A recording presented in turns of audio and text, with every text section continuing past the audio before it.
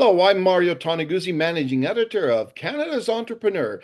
Joining me today on Calgary's podcast is Joanna Pariseau and Melissa Ninaber with Taste the City. Thanks for joining us today. Thanks for Thanks for having having us. Okay, so everybody gets each other straight. Maybe if each one of you can introduce yourselves and your title and role with the company. Start with Melissa. Yeah, hi, I'm Melissa Ninaber, and I'm co-founder and CMO at Taste the City. Okay, and Joanna? Hi, I'm Joanna Pariseau, and I am the CEO and founder of Taste the City. Okay, let's start just with a simple thing here. Give me a rundown. What is Taste the City? Oh my goodness. Well, imagine that you don't want to have to make any decisions in your evening about where to go and what to eat. Don't want to have to bring your wallet 'cause it's all prepaid, and we digitally guide you via text message where to go and when. All your reservations are made for you. So, how it would essentially work is that you would pick your neighborhood, pick your start time, and you get a text message on where to go. You show up at the restaurant, they bring you a tasting item off their menu, you have enough time for a drink, and then after about 30, 40 minutes, you get another text message on where to go next. And it's all prepaid, pre-gratuity. So you simply up and walk to the next spot, and you're going to visit about 3 to 5 restaurants all within walking distance in an evening. Wow. How did this all come about? Well, I was an event planner in my previous life, but got laid off during COVID and decided to go back to school and pursue a degree in urban studies with a minor in business. And one of my projects was really how to revitalize Calgary's downtown. And I was really in this mindset of how we can turn space into place using digital technology and help people explore and create more access for exploration. And I was studying in Italy for a semester about local food and how they contribute to that cultural pillar of sustainability in a city and how it's so important for us to find ways to support local food. And while I was studying this, I wanted to do a food tour, but it was like 125 euros. It was in the afternoon for 4 hours. It was in a group with a guide, which was like just none of the things I was looking for. And when I went and tried to recreate the product on my own, it was really challenging to know where to go and what to eat and how long it would take to be there waiting for the bill, making reservations. You can't even really make reservations within 2 hours of another one on Open Table. So I came back and decided to create an MVP to kind of digitize the food tour process. And we built a really simple model and went to market with it. And it's been really, really popular so far. And Melissa, what's your background then? What were you taking? So, yeah, my skills are in marketing and storytelling. So, I started out basically wow, sorry, my brain. Sorry, I started out at a tech company before Taste the City, where I was able to take, it was educational content, not the most exciting content, and I was able to get them over 60 million views and 200,000 followers in 6 months. And so when Joanna asked me to come, she realized that Taste the City was going to need a strong marketing component. Since we're a two-sided market. And so when she asked me to get on, we had been friends since grade one. And so all the pieces just made sense where first of all, our values align as founders to do this together. And then second of all, if I can make education fun, I can definitely make food fun. And I'm a huge foodie myself. And so it's my joy now to take all those skills in marketing and storytelling and social media and bring that to Taste the City. So you guys have been friends since grade one. Wow. I know, Yeah. like honestly, and as we've never lived in the same city since grade one, so we became best friends. And then Melissa's family moved away, and we were just pen pals essentially our whole lives. Never lived in the same city since. And as Melissa mentioned, when I first started this product, I knew that there was a strong marketing component that would be required. And Melissa happened to be coming out to Calgary during the time, and so we connected. I talked about the business, and then I was like, "Would you be interested in coming on board as a co-founder?" And she was like, "Heck yes!" and, When did and you like, launch this? yeah. Sorry, When go did ahead. you launch this, so by the way? So our official launch was January 2024, like in the Canadian winter. We convinced people to walk around. But we did do like a beta test in October 2023 before that. But yeah, our official launch was in January. Tell me why people like this idea. Oh my gosh. Wow. So many reasons. They Well, love not first of making all, decisions. yes. Tell me what to do. Yeah, there's like They also love the food. Obviously, they love to get that they get multiple experiences in one night. They get to, it's sometimes you get stuck going to the same restaurant every single time. Most people are like, I just end up going to the same place, and you're kind of like nervous to explore. And so this kind of takes the nerves out of it and just makes it more exciting. And you're kind of trusting people who, like you're trusting us with what we've chosen, how we've curated it, and everyone who does is glad they did. well, there is a point, like people were already kind of doing this quasi on their own or trying to, but just not in a really efficient, convenient way. But like it no longer does it feel like enough to just like go to one restaurant for the night. But people want to hop around and go see a few different atmospheres. Like if this is kind of your one night out a month, you might want to actually explore more than one spot. And having everything prearranged for you is like incredibly helpful. People can put in their dietary restrictions ahead of time, and we accommodate all the dietary restrictions, which has been really great. And one of the number one things that we hear from our tasters is this is a place I've never been before, and I'm going to be back to make a full reservation. So, one thing that I really love about the business model that we've created is that we're free for the restaurants. We're bringing them their ideal clients. We're creating a convenience for those clients and a motivation for them to come and explore the city. And they're willing to pay kind of a margin in order for us to create that convenience for them. And so we're now increasing street vibrancy in neighborhoods. People are walking around instead of just parking your car, going to your restaurant, and driving home after. We're taking you for a 15-minute walk through the neighborhood. And then we're also supporting those local restaurants and driving people to places that they wouldn't have normally chosen. And like I said, most of them are saying that they're going back for a full reservation after. Cool. And recently, big news for you folks, being on Dragon's Den, and uh, tell me a little bit about that experience and the impact this is going to have on your business. Yeah, I guess I'll go first. Dragon's Den. Obviously, it was nerve-wracking. We were like, what is happening? The whole week leading up to Dragon's Den, we were just practicing everywhere. So because our thought was if we can do our pitch in front of total strangers everywhere we go, then we'll be fine when we walk in front of those dragons. And I think we nailed it because up to that point, we were nervous, but the minute we walked out together on that stage in front of them, I just felt like a calmness come over me, and we just nailed the pitch and were able to really put our best foot forward. And I think the Dragons could see that, and that's why we got a deal. Um, And so it was such a good feeling. Like we have been celebrating all week and we have felt the love and the support. We did so well, in fact, that our website was crashing because so many people were going to view it. So that's the bet. We quickly recovered, no worries. But that's what every startup dreams of. We dream of these problems. We want that problem. And we actually just feel really grateful. I know Joanna feels so grateful too. And we've had lots of support. I know you would probably want to talk about UFC, Joe. Yeah, like I think that like Dragon's Den is such a great like opportunity, but for the longest time our focus has been on like what that airing is going to do, and really what I've seen the strength in is the peripheries and the ecosystem surrounding us of how they've really helped promote us through this process and how really I've felt supported. Like University of Calgary like rolled out the red carpet for us for a watch party. They fed everybody really well. They hosted the room. They had organizers, volunteers. They created an amazing article and video for us and have promoted us. Like really just felt supported from that ecosystem. And then, leading up to that, we were named top 10 startup in Calgary. And so through Platform Calgary. And so that really just like gave us an extra boost and accelerated kind of the opportunities that we've had from the show even so far. And we haven't even really captured a slice of it yet. So it's been incredibly exciting journey. And we kind of forgot, to be honest, we forgot we were on TV when we were out there. And so like we were super nervous about the edit and like what actually was gonna, and like keeping an NDA for 6 months has been just the worst.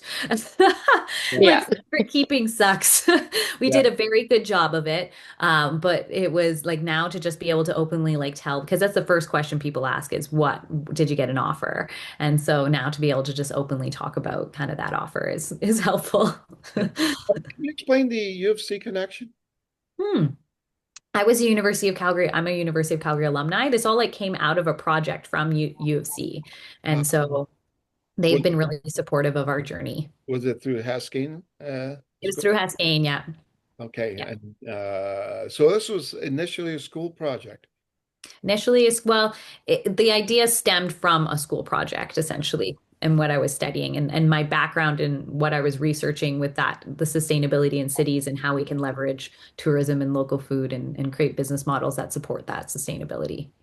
So, and I think Melissa, you mentioned this earlier, but I'm presuming because you're passionate about this idea, you're both kind of foodies. Yeah. Yeah.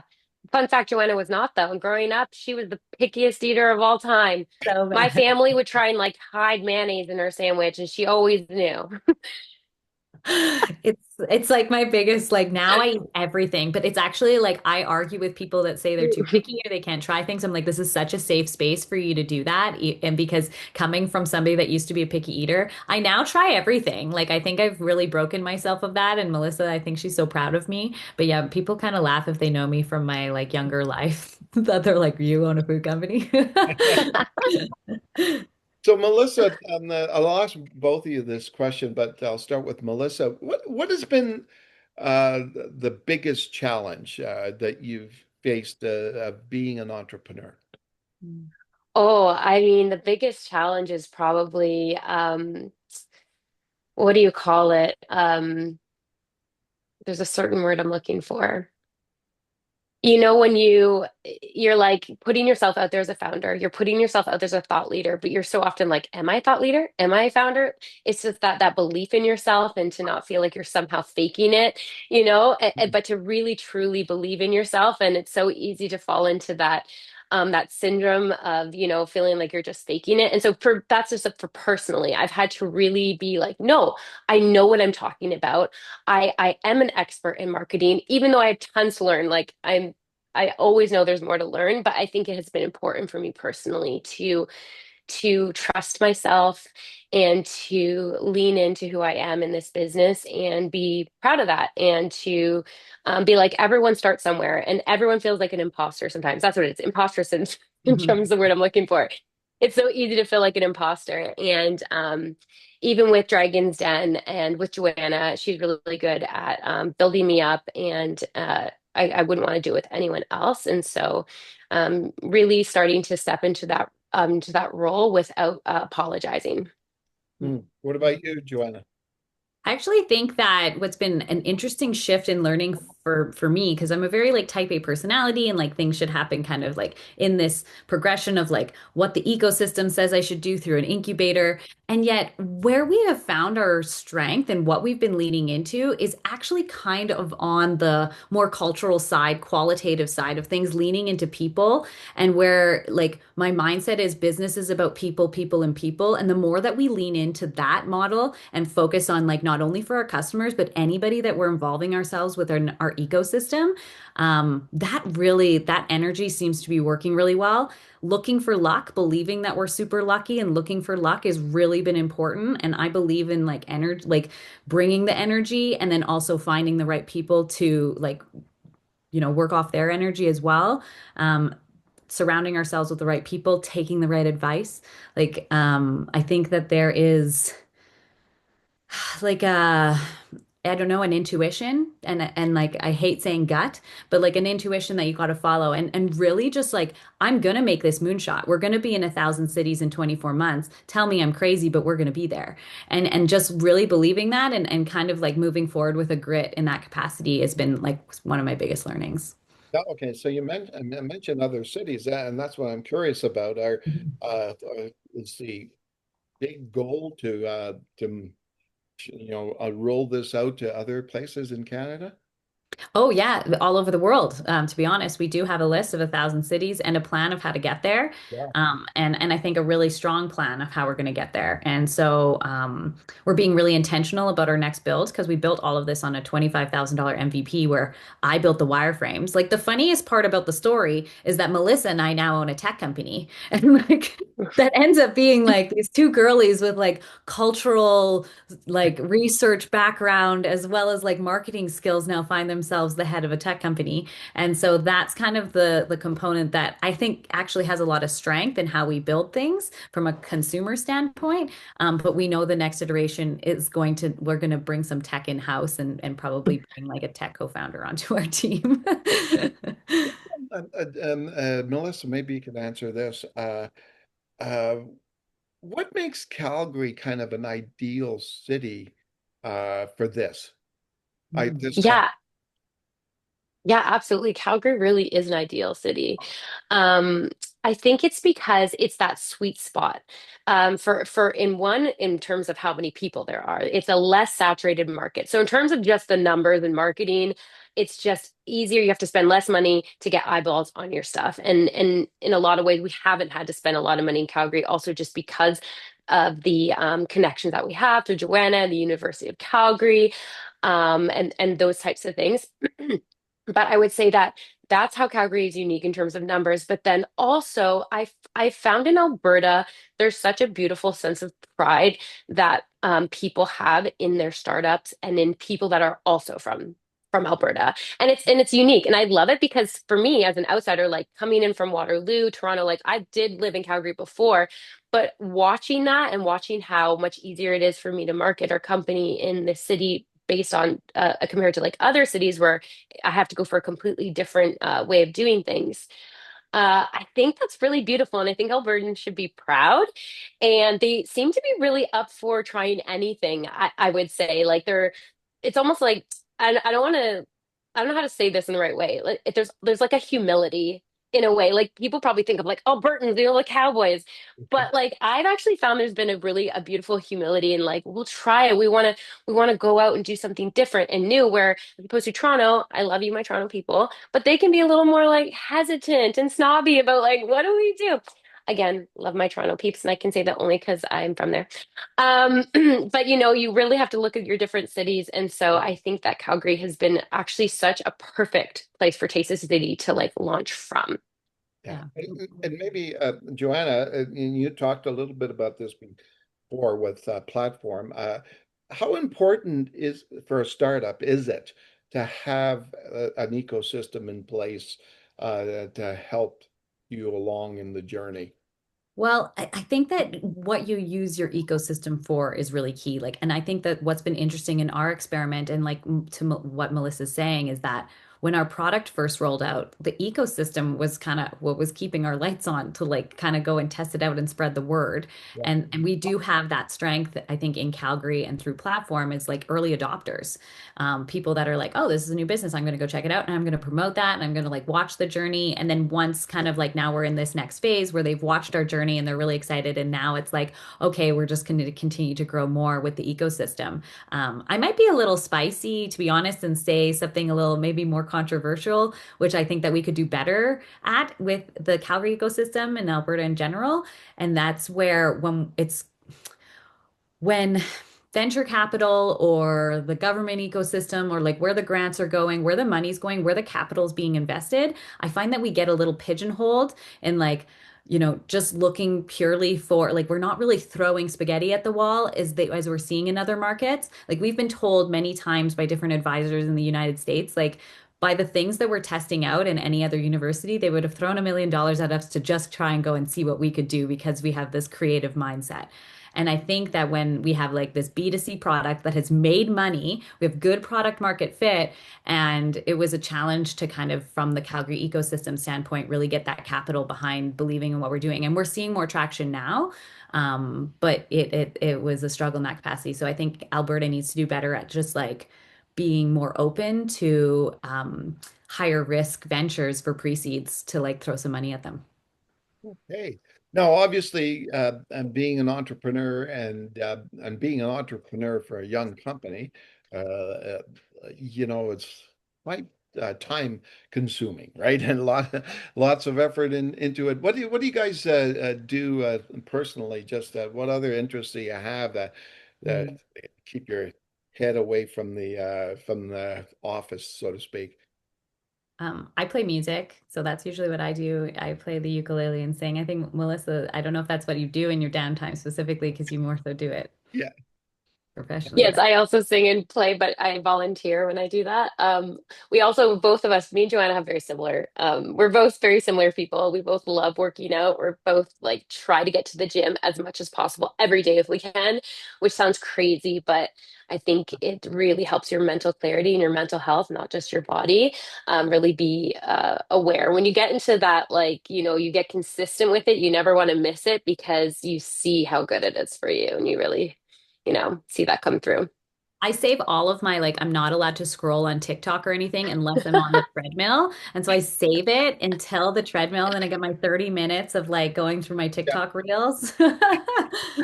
Yes. Oh, and you know what? I love cooking. And it's so funny since really launching Taste the City. Like I've always loved cooking. Yeah, Joanna doesn't.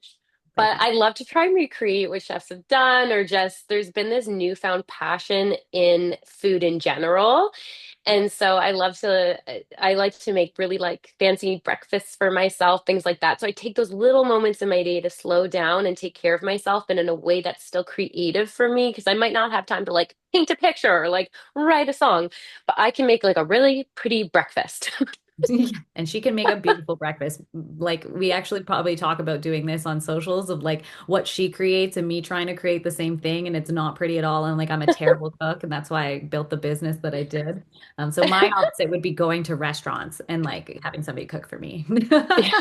So I'm curious, Joanna, and I don't know, as I said, Melissa talked a little bit about food and enjoying food, etc.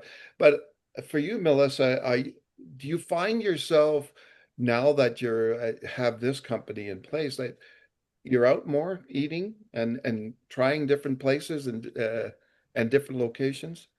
Oh my gosh, like it's insane how much we've eaten out. Maybe that's why we work out so much now, but no, I'm kidding. We it's been so good though. Like eating out a lot really does, you start to become pickier. And I don't mean pickier as in like there is a place for Chick-fil-A, and for, like I love a greasy hamburger. I love a hole in the wall. Like that's a different vibe. But when it comes to like what we're creating, it definitely starts to refine your taste and what you're looking for in a restaurant. So when I go to a place, I'm always looking for like really good service, which is not necessarily something that would have been like the most important thing to me. But now that I'm in, you Yeah. know, uh, in a company that hosting is one of the most key things and customer service is key. Now I really look for that, and that makes a big difference to me. And I look for food that I can't recreate at home because I eat out so much. When I do go out to eat, I want it to be a nice experience. I want to have something that the chef has put love and thought into, not just like, let me give you the biggest vat of fries possible, even though I also would like that at some point. You know what I mean? And I want there to be good cocktails. Again, I like to be healthy, so if I'm gonna have alcohol, I want it to be nice. I want it to be thought out. I want it to be not just sugar and alcohol mixed together. I want it to be thoughtful. So that's kind of how it's changed things for me and changed how I eat out. I've made her so much bougier, is what she's saying. Like, she can't go back now. I can't go back. Excellent. All right. I appreciate you both taking the time to do this. Thanks so much. Thank you. Really Yeah, appreciate it. thank you, Mario. Okay, that was Melissa Ninaber and Joanna Pariseau of Taste the City. I'm Mario Toneguzzi, managing editor of Calgary's podcast, part of Canada's Entrepreneur Network. Thanks for joining us today.